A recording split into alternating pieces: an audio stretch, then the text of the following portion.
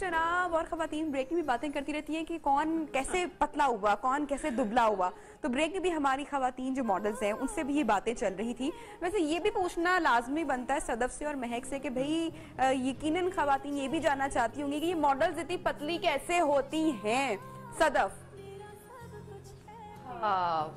मेरा तो आपको पता ही है ना। हाँ, कि मेरा जो वेट है वो बेबी के बाद गेन हुआ था। हाँ। और माशाल्लाह अब तो 1.5 साल का हो गया है। और उससे पहले मैंने कोशिश भी नहीं की कि मैं अपना वेट रिड्यूस करूं। अभी कोई तकरीबन 3-4 महीनों में मैंने जो है वो अपने वेट को रिड्यूस करना शुरू किया है। और मैं बहुत ज्यादा वो क्या कहते हैं डाइटिंग नहीं करती हूँ बहुत ज्यादा। बस समझ ले गॉड गिफ्टेड ही है। हाँ। अच्छा, हमारी बहुत सारे लोग हम हमेशा कहते हैं अरे मीडिया की लड़कियां तो मोटी होती ही नहीं है, वैसे हमें तो पानी भी लग जाता है। अभी एमन को आप देखें, एमन का माशाल्लाह बेटी उसकी हुई, आमना जिनकी पिक्चर आपकी पीछे, आमना शेख के भी बच्चे माशाल्लाह बड़े बच्चे हैं, निदा यासिर उनके बच्चे आप देखें तो बड़ा अच्छा वेल मेंटेन्ड हमारी मीडिया की, नादिया हुसैन की आप देखें बेटी तो देखें कितनी वो होती है। तो बड़ी का स्ट्रगल करना पड़ती है, मुंह को जिप करना पड़ता है, क्या करना पड़ता है ये इतना मेंटेन करने के लिए? मुंह को जिप तो करना पड़ता है ना, फिर वो आपको मतलब चीजें ही उस तरह की लेनी पड़ती है, डाइट ही उस तरह की लेनी पड़ती है। अब अगर आप ऑयली चीजें खाएंगे और बहुत ज्यादा हैवी तली हुई चीजें खाएंगे तो कौन सी चीजें डाइट से निकाल देनी है? बिल्कुल जरा खवातीन को बता दो जो कि देख रही हैं कि भाई ये महक और एमन और सदफ तो बड़े पतले हैं तो हम तो भाई नहीं होते। अच्छा, रोटी जो है ना वो आपको मोटा करती है। क्योंकि मैं और स्पेशली व्हाइट रोटी मैं बहुत ज्यादा खाती थी। अब नहीं खाती। सिर्फ रोटी छोड़ी है? सिर्फ रोटी छोड़ी है। और सिर्फ रोटी छोड़ने से कितना वजन गिराया? मेरा 1 मंथ में 5 kg गिरा। एक महीने में मैं जरा पास आ जाती हूँ। 67 पे थी। तुम ये कह रही हो कि नहीं, बैठी रहो। एक महीने में 5 किलो वजन गिराया सिर्फ रोटी छोड़ी है मैंने, बाकी सब खाती रही। बाकी सब अभी भी खाती हूँ। और क्या चाहिए? हाँ, बहक से भी जरा यार, ये तो लुक से हटके ना वो मुझे मतलब कि बड़ा इंटरेस्टिंग लग रहा है कि ये इम्पोर्टेंट है क्योंकि पता है अगर मुझे लगा ना कि मॉडल्स इतनी पतली कैसे रह सकती विकी, अगर हमें देखे ना ये वाली हरीम की लुक चाहिए या आमना की लुक अभी हम बता रहे हैं या सवा की बता रहे हैं तो ये तभी आएगी ना जब आप थोड़ा सा जैसे भी होगा। तो जनाब टाइम हमारे पास है अभी, बल्कि हमने सिर्फ आमना कह रहे सदफ को मेकअप हमने करना है। तो ये जरा ये लुक फाइनल हम अपनी बता देते हैं और उसके बाद हम चलते हैं सदफ के पास। मैं इसको एक्सप्लेन कर दूं। देखें, हमने सबसे पहले टेंट पे काम किया था। ये देखें टेंट मेरी उंगली से अभी भी नहीं उतरा है, ये देखें। और ये मेरे भी यहाँ पर अभी।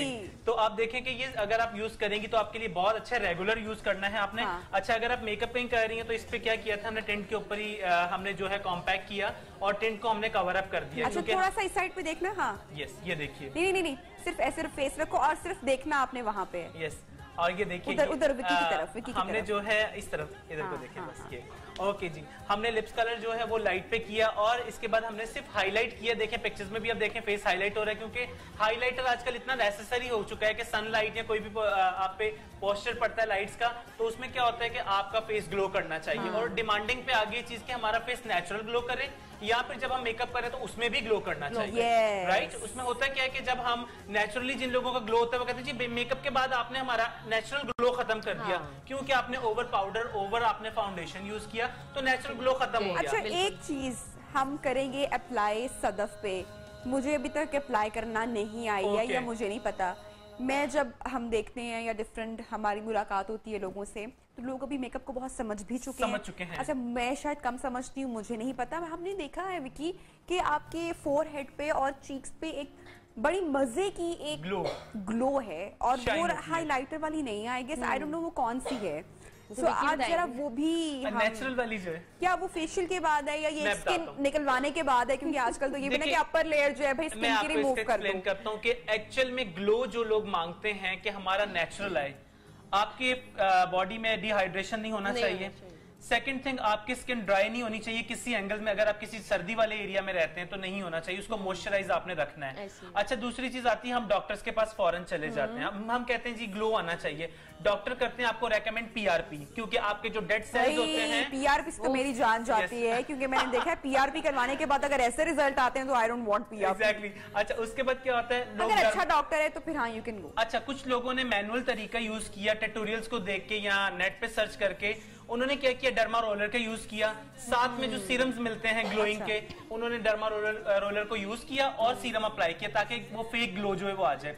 नेचुरल ग्लो के लिए आप पीआरपी करवा सकते हैं। हाइड्रा फेशियल मेकअप नहीं है उसमें, नहीं मेकअप नहीं, ये नेचुरल ग्लो की बात कर रहे हैं हम फेक जो है वो भी हम करेंगे, राइट? तो चले फिर सदफ के पास चलते हैं। अच्छा, हाइड्रा फेशियल से ये होता है कि आपकी डेड स्किन जब रिमूव होती है तो नेचुरल ग्लो आता है, आपकी स्किन के पोर्स ओपन होते हैं, जब पोर्स ओपन होते हैं तो वो एक ऑयल रिड्यूस करते हैं आपके अपने सेल्स में से। उसमें क्या होता है कि वो जो शाइन आती है, ऑयल आता है, वो आपकी, ये देखें, फॉर सपोज इनकी स्किन पे ये सारा ऑयल आया हुआ है। ठीक। अच्छा, सदफ की स्किन अच्छी मुझे लगी है, मतलब हेल्दी स्किन है, अच्छी स्किन है। हाँ। और जिन लोगों की ऑयली स्किन है उनकी जल्दी एजेड नहीं होती है। क्या स्किन टाइप आपकी ऑयली स्किन टाइप है या कैसे मेंटेन, क्या स्किन केयर रूटीन क्या है? मेरी ऑयली नहीं है, मतलब बहुत ज्यादा ड्राई भी नहीं है। तब तक आप विकी बेस अप्लाई करें, हम सदफ से साथ बात भी करते हैं। We explain the highlighter firstly, right? सबसे पहले हाइलाइटर लगाएंगे। आप देखें, अगर हमें टी जोन जहाँ पे सनलाइट पड़ती है वो हमारे कुछ एरियाज होते हैं, टी जोन हो गया, नोज एरिया हो गया, हमारी चिन हो गई, हमारी ये हाइलाइटर एरियाज जो हो गए चिक के पास, ये देखिए नबीहा सी,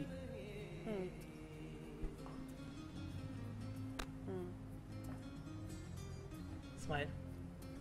अच्छा, ये हम पहले इसकी अप्लाई करें, सिर्फ बता रहे हैं अभी? सिर्फ हम एक्सप्लेन कर रहे हैं। ये देखिए, ये हम फास्टली अप्लाई इसलिए कर रहे हैं कि ये देखिए। अच्छा, इससे भी ये देखिए, नेचुरल एक फेक ग्लो है। खवातीन और हजरात, सिर्फ खवातीन, बल्कि अगर आप घर में और किचन के भी काम कर रहे हैं तो सिर्फ ये आप हाइलाइटर लगा लें तो चेहरे पे कितनी रोशनी आ जाएगी, तो अपना आप अच्छा महसूस होगा। वैसे ही रोटी बनाते हुए, सालन बनाते हुए अच्छा लगेगा आपको। मैं बताता हूँ, इसमें नबी है जिनकी नेचुरल फाइन स्किन है ना, वो ये डायरेक्टली भी यूज कर सकते हैं, कहीं जाने से पहले हल्का सा ब्रश कर सकते हैं। मतलब घर में लगा के भी घूमे भाई, हाइलाइटर अच्छे दिखें, अपने आप को अच्छा महसूस आप करें। एग्जैक्टली। अब देखिए, हम इसको थोड़ा सा क्लीन अप कर लेंगे, इसका कोई इशू नहीं है। अच्छा, बात की थी आपने कंसीलर की, राइट? यस। अच्छा, फॉर सपोज हम अगर कंसीलर को यूज करते हैं, प्राइमर भी हम यूज करते हैं, कंसीलर को हमने क्या करना? तो कंसीलर सबसे पहले यूज करेंगे हम। Exactly, according to the complexion. पहले कोई बेस वगैरह नहीं, पहले हम कंसीलर लगाएंगे। एग्जैक्टली। आपने प्राइमर लगा ली या सीरम लगा लिया, आपने स्किन को अच्छे तरीके से क्लीन करके उसके बाद आपने स्टार्ट जो है वो आपने जहाँ पे आपको लगे कि डार्क एरियाज हैं, आप वहाँ पे कंसील कर सकते हैं। अपर साइड भी अप्लाई करेंगे या सिर्फ नीचे अप्लाई होता है? क्योंकि अपर साइड जो है वो मेकअप यूज हो जाता है तो उसमें हिडन हो जाती है चीज। फिंगर के साथ आप शीशे मिरर के आगे खड़ी होकर, कोई ब्रश की जरूरत नहीं है, आप कर सकते हैं। अगर आप ब्रशेस, क्या जरूरत है फैंसी चीजों की जब आप घर का एक। अच्छा, मुझे भी यही लगता है कि आप फिंगर से जो आपकी अच्छी बहुत जबरदस्त मर्ज हो जाता है, मर्ज हो जाती है। अच्छा, स्किन केयर रूटीन थोड़ा सा आप शेयर करे थे सदफ।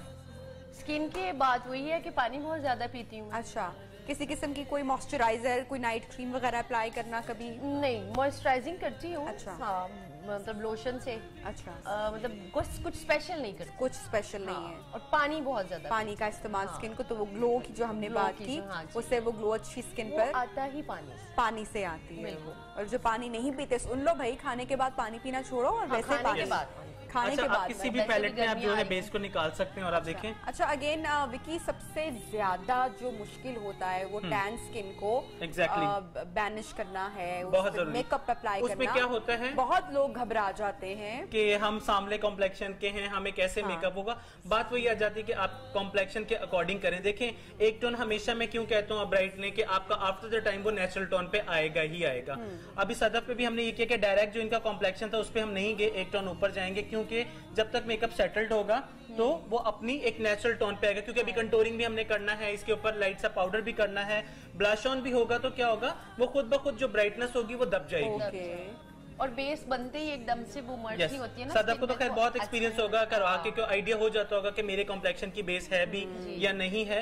तो इसीलिए बहुत सारे ऐसे लोग होते हैं जिनको नहीं आइडिया होता, वो क्या करते हैं, व्हाइट बेस उठाते हैं और अपने तो फिर डिजास्टर हो जाता है ना। फिर उसमें क्या होता है कि आप अभी फिल एक एग्जांपल हम दे रहे हैं, सदफ जरा अपना हाथ फेस के पास लाओ, ये देखें कि अगर हमने एक टोन ऊपर भी लिया, एक एग्जांपल दे रहे हैं, तो आप देखें कि उसमें कितना फर्क आ जाता है। और आप ये देखें कि अगर आपने ब्राइट टू ब्राइट लगा लिया तो वो फिर आपकी पिक्चर्स कैप्चर्स होती हैं, फिर लोग वो मार्क करके पिक्चर्स को एक्सप्लेन कर रहे होते हैं। और ये चीज विकी लाजमी बतानी है हमने हमारी ऑडियंस को कि जब आप अपने प्लीज फेस का मेकअप कर रहे हैं तो अपनी नेक को भी साथ आपने जरूर वहाँ पे मेकअप भी आपने अप्लाई करना है। ये देखिए आपने उसी ब्रश के साथ बैड इंप्रेशन पड़ेगा वो उसी जगह का पड़ेगा। यस, ये देखिए चाहे आप फेयर है, टैन है, कुछ भी है, लेकिन नेक के साथ आप अच्छा आपने देखा कि मैंने एक ड्रॉप लिया था और उसी को ही मैंने जो है उसमें से भी हाफ मैंने यूज किया और उसी ब्रश के साथ आपने ठीक और राउंड मूवमेंट में आपने इसे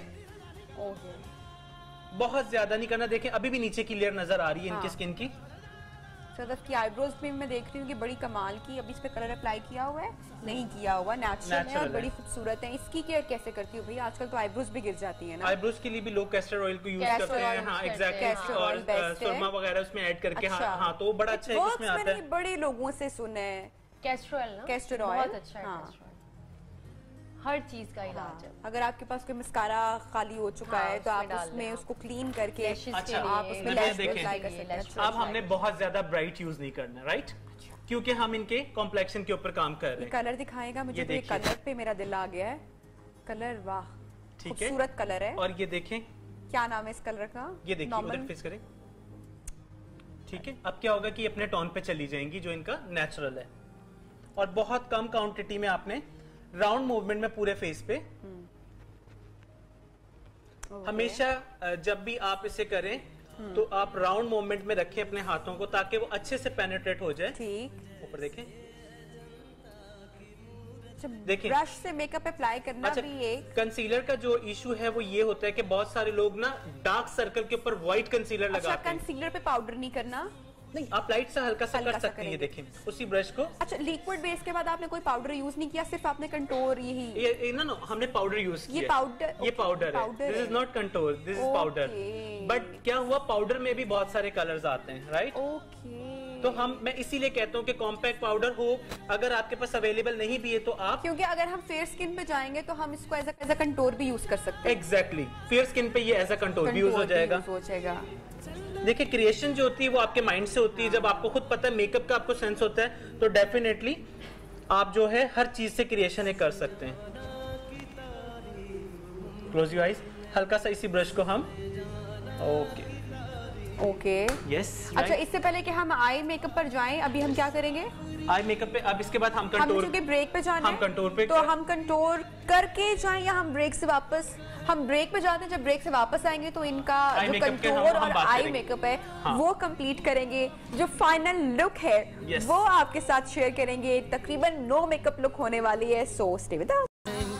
वेलकम बैक जनाब, प्रोग्राम में खुशामदीद कहते हैं। और फाइनल लुक जी आमना शेख की आज हम अप्लाई करने जा रहे हैं उन तमाम खवातीन के लिए। सबसे पहले तो मैं एक बार फिर से कॉम्प्लीमेंट करना चाहूंगी कि इतनी खूबसूरत स्किन टोन है, इतना खूबसूरत ये स्किन कलर है, तो अपनी स्किन से आप प्यार करें और मोहब्बत करें और प्लीज ब्राइटर टोन में जाना जरा कम कर दें। जो आपकी टोन है उसी में रहा करें, चट्टा मत कर लिया करें, चट्टा मत कर लिया करें। हाँ जी, सफेदा।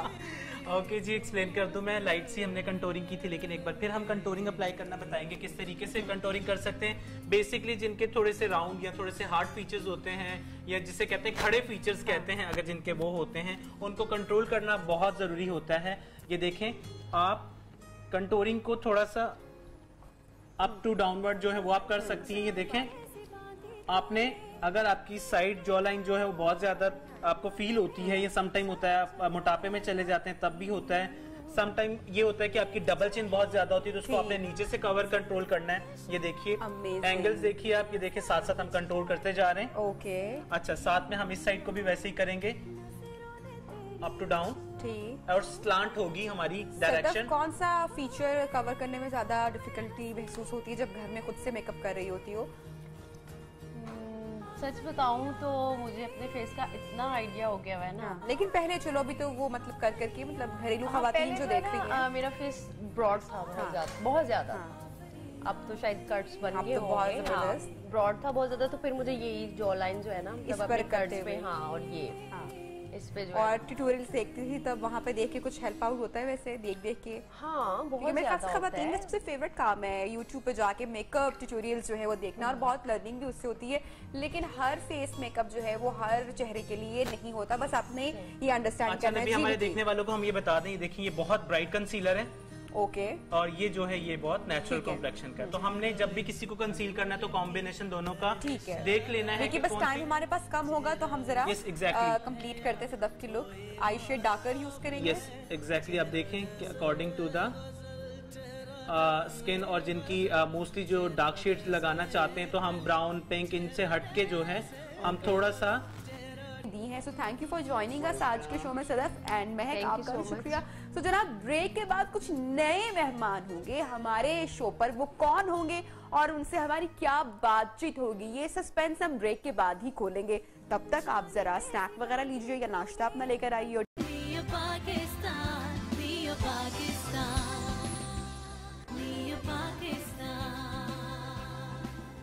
वेलकम बैक जनाब, प्रोग्राम में आपको खुश आमदीद कहते हैं। और जैसा कि आपसे वादा किया था कि प्रोग्राम में अभी कुछ नया आपको हम बताने जा रहे हैं, तो इसी हवाले से हम बात करेंगे। स्पोर्ट्स के हवाले से हम इस सेगमेंट में बात करने जा रहे हैं, जहां पर हमारी जो रोजमर्रा की जिंदगी होती है, रूटीन होती है, वो बड़ी बिजी होती है, बड़ी हैक्टिक होती है, और हम स्पोर्ट्स को देखकर ना सिर्फ बहुत खुशी महसूस करते हैं बल्कि हमें अच्छा भी लगता है। पाकिस्तान में खेलों को फरोग देने वाले मेरे ख्याल बहुत ही कम इदारे मौजूद हैं, तो ऐसे में अगर कोई इनिशिएटिव किसी ग्रुप की जानिब से लिया जा रहा है तो आई मस्ट अप्रिशिएट, हम सबको उनको सपोर्ट भी करना चाहिए और दाद भी देनी चाहिए। तो ऐसे में ही 2021 में जनाब गोल्फ टूर्नामेंट से हम तमाम लोग महजूज होने वाले हैं, एंजॉय करने वाले हैं। तो आज जरा गोल्फ टूर्नामेंट के स्कोप और इसके साथ साथ जो दीगर खेल हैं उनके स्कोप की बात करेंगे। जिन मेहमानों ने हमें ज्वाइन किया है अभी उनका मैं तारुफ आपसे करवाती चलती हूँ। हमारे आज के पहले मेहमान हैं जनाब डॉक्टर मोहम्मद अरशद, जो कि CEO हाईटेक ग्रुप हैं। Welcome to the show sir.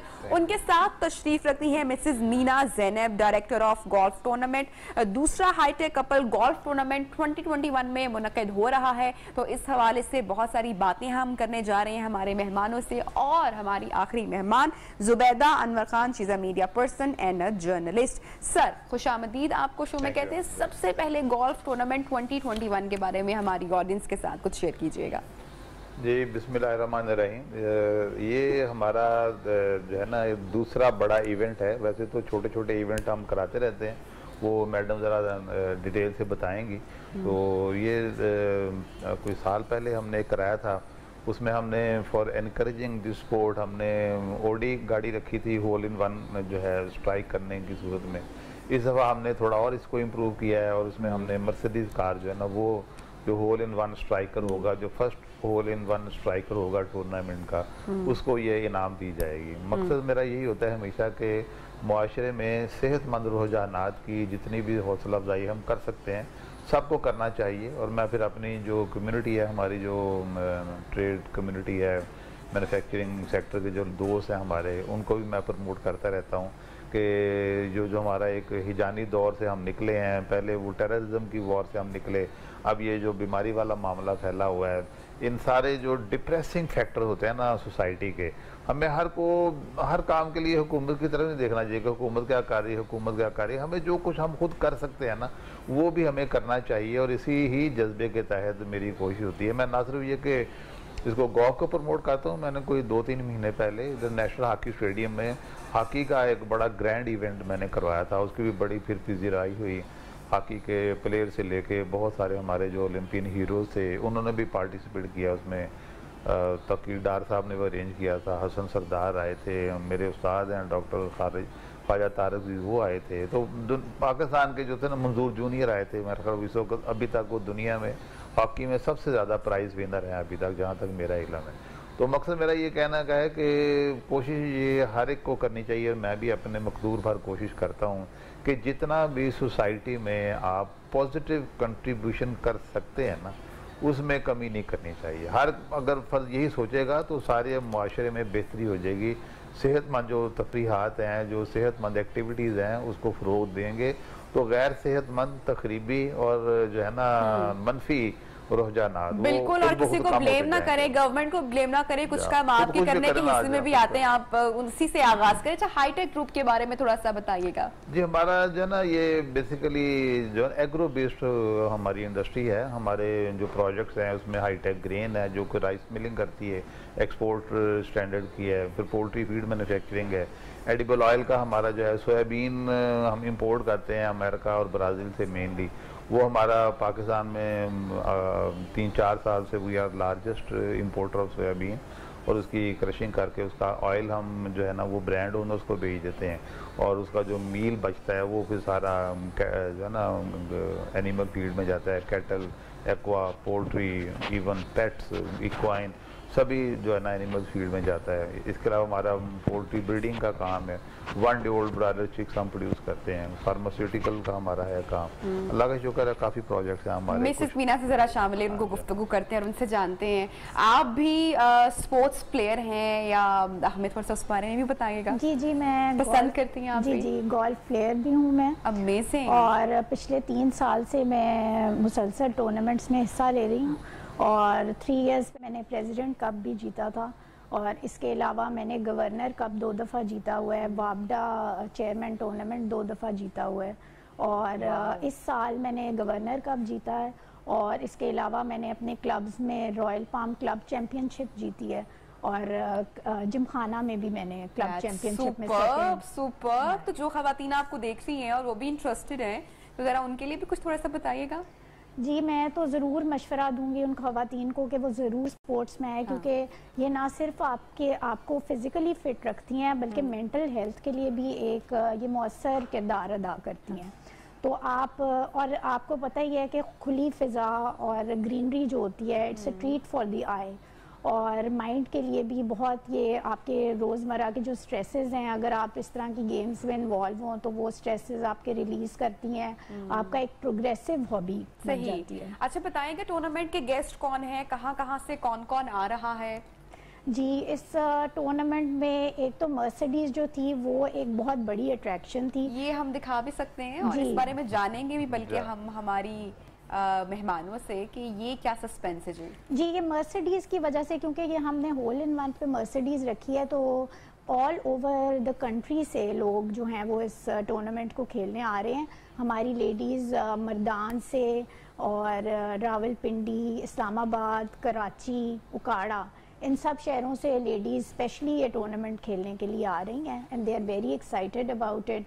और इसके अलावा जो हमारी जेंट्स मेन एमेचर की कैटेगरी है, उसमें हमारे हाई कोर्ट के जजेस, सुप्रीम कोर्ट के जजेस, जनरल हमारे पीजीएफ के चंद मेंबर्स, और इसके अलावा जो ओलंपियन हमारे फ्लाइंग हॉर्स समीउल्लाह जो हैं, वो इस तकरीब में भी as one of the chief guest, और इंटरनेशनल गेस्ट या मेहमान या प्लेयर्स भी हमें इस टूर्नामेंट में दिखाई देंगे। जी, हमारी वो खवातीन जिन्होंने पाकिस्तान को नेशनली रिप्रेजेंट किया था और इंटरनेशनली भी वो पाकिस्तान को रिप्रेजेंट करने गई हैं, और they are single handicappers, they are also part of this tournament. सही। टूर्नामेंट का क्या ड्रेस कोड होगा, और जो सबसे अट्रैक्टिव बात कि टूर्नामेंट को जीतने वाला जो विनिंग प्राइज है, आई एम श्योर बहुत सारे लोग अब उस बारे में भी जानना चाहते होंगे। जी, तो थीम हमने बड़ी इंटरेस्टिंग रखी है, colourful, it's white, red and black, और टाइगर वुड का कलर है रेड और ब्लैक, तो हमने वो टाइगर वुड को फॉलो करते हुए ये थीम रखी है।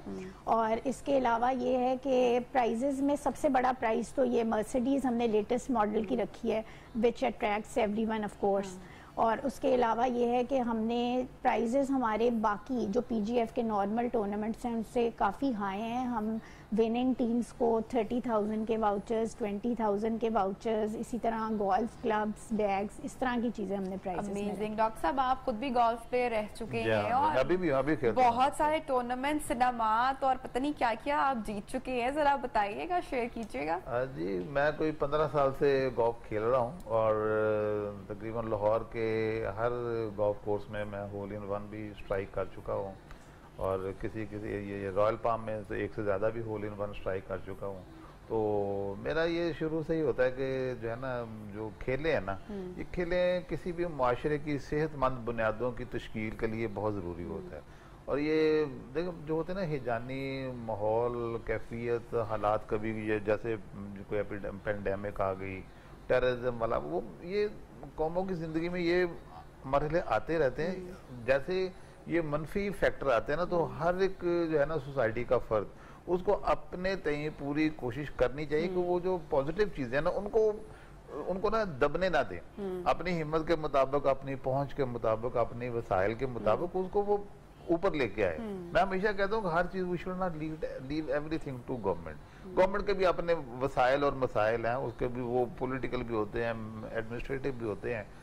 हर फर्ज मैं अक्सर कोट किया कहता हूँ, हमारे एक दोस्त हैं बड़े मशहूर दानिशवर हैं, वो एक चीज कहते होते हैं कि अगर हर फर्ज जो है ना सोसाइटी का, वो जहाँ तक उसका हाथ जाता है ना, वहां तक अगर वो सफाई कर ले ना, तो गंदगी खत्म हो जाएगी। आप गंदगी की सफाई के लिए ना किसी का इंतजार ना करें, कम से कम जहाँ तक आपकी रसाई है ना वो तो करें ना, जहाँ तक आपकी रीच है वहां तक तो आप करें। और यही जो चीज है ना, हर एक जो सोसाइटी मेंबर है अगर वो इसको फॉलो कर ले, अडॉप्ट कर ले और उसके ऊपर प्रैक्टिस कर ले, तो आपकी सोसाइटी के बहुत सारे मसाइल खत्म हो जाते हैं। की पॉइंट भी है, अगर हमारी गुफ्तगू में से कोई लेना चाहे या सीखना चाहे या समझना चाहे इस बात को, तो वो ये कि अपनी जिम्मेदारी तो आप पहले निभाएं। जुबैदा जी, मीडिया भी इसका बड़ा इसमें अमल दखल है और बड़ा रोल प्ले कर सकता है। जब भी किसी मुआशरे की जिस तरह तश्कील की बात हम लोग करते हैं या वहाँ की प्रोग्रेस की बात करते हैं, तो वहाँ का जो मीडिया है वो बड़ा मेजर पार्ट उसमें प्ले कर सकता है। और इसी तरह खेलों की बात आती है, सपोर्ट की बात आती है, तो वहाँ पे भी मेरे ख्याल से कि अब golf tournament it's a very healthy activity, तो मेरे ख्याल से पता होना चाहिए लोगों को इस बारे में। हाँ जी बिल्कुल नबीहा, बिल्कुल ठीक कह रही हैं। आप खुद भी एक वेल नाउन मीडिया पर्सन है, आप जानती हैं कि जब भी कोई इस तरह की खेलें होती है और खासतौर पे इस तरह की गेम्स जो आउटडोर हो, जो कि आजकल तकरीबन बंद हुई थी पेंडेमिक की वजह से, जो कोरोना की वजह से मसला हुआ है, लेकिन अब ये हो रही हैं, तो इसको वाकई बहुत अप्रिशिएट किया जा रहा है। अभी तक तमाम बड़े चैनल्स हमारे साथ राब्ते में हैं और वो इस इवेंट को कवर करने जा रहे हैं। तो इंशाल्लाह बहुत अच्छे तरीके से आप देखेंगे इसको मीडिया पे आने वाले दिनों में। जिस तरह से लास्ट टाइम 2 इवेंट इन्होंने करवाए हैं हाईटेक ग्रुप ने, तो उन्हें बहुत अप्रिशिएट किया गया। तो ये भी इंशाल्लाह बहुत बड़े लेवल के ऊपर आप देखेंगे मीडिया। चलें जी, इंशाल्लाह बेस्ट विशेस तो हमारी इसके साथ साथ हैं, लेकिन हमने उसके साथ साथ जाना भी। मिसेस मीना हमें बताएंगे कपल भी इसमें शरीक हो रहे हैं और वो किस तरह से पार्टिसिपेट कर सकते हैं, जो लोग इंटरेस्टेड हैं उनके बारे में भी थोड़ा सा गाइड कीजिएगा। जी, हमारी ये जो इंटरेस्टिंग एक चीज़ जो इस टूर्नामेंट को डिफ्रेंशिएट करती है बाकी टूर्नामेंट से, वो ये है कि इसमें फैमिली पार्टिसिपेशन है। इसमें हमने 3 कैटेगरीज बनाई हैं। एक लेडी एमेचर कैटेगरी है, एक मैन एमेचर कैटेगरी है और एक कपल कैटेगरी है और हस्बैंड एंड वाइफ कैटेगरी है। सो इसमें हस्बैंड एंड वाइफ कैटेगरी में हमारे पास 16 से 18 तकरीबन कपल्स जो हैं वो पार्टिसिपेट कर रहे हैं। इससे ये है कि फैमिलीज़ को ना सिर्फ एक अच्छी गेम खेलने का मौका मिलता है, बल्कि उनका एक इंटरेक्शन भी बड़ा हम हेल्दी इस गोल्फ टूर्नामेंट में देख रहे हैं। अच्छा, गुज़श्ता साल भी 2020 में अक्टूबर में भी जो है ख़वातीन के लिए टूर्नामेंट का इनेकाद जो किया गया था, उसको भी बड़ी पजीराई मिली थी, बड़ा उसको अप्रिशिएट किया गया था। अब आने वाले दिनों में हमें इसके साथ साथ और कौन कौन से इवेंट्स जो हैं या टूर्नामेंट्स जो हैं वो आइंदा के लिए प्लानिंग में आप समझ देंगे? जी, अक्टूबर में मैं आपको थोड़ा सा बताती चलूँ कि हमने करवाया था all ladies and junior event, और इसमें हमने ऑटम कलर थीम रखी थी अकॉर्डिंग टू द वेदर। और इसमें अंडर 14 की एक कैटेगरी थी जिसको बड़ा सराहा गया, और सरप्राइजिंगली ये था कि हमारे इस्लामाबाद और डिफरेंट कंट्री से बच्चे भी ऑल द वे आए खेलने के लिए। वो तो बच्चों को भी इसके गोल्फ में काफ़ी वो मिला था एक्सपोजर इस टूर्नामेंट से। और इसके अलावा अब हम उस इवेंट को नेक्स्ट ईयर अक्टूबर में थोड़ा सा और बड़े स्केल पे करेंगे। थैंक यू सो मच, आप लोगों ने हमें ज्वाइन किया and best wishes, good luck for the tournament. और तमाम लोग भी मेरे ख्याल से जो पार्टिसिपेट करना चाहते हैं वो भी कर सकते हैं। तरीक़ाकार आपको जी गाइड किया जा चुके हैं, तो बहुत सारा अपना ख्याल रखिएगा। प्रोग्राम का वक्त खत्म हो रहा है, कल होती है मुलाकात। अल्लाह हाफिज।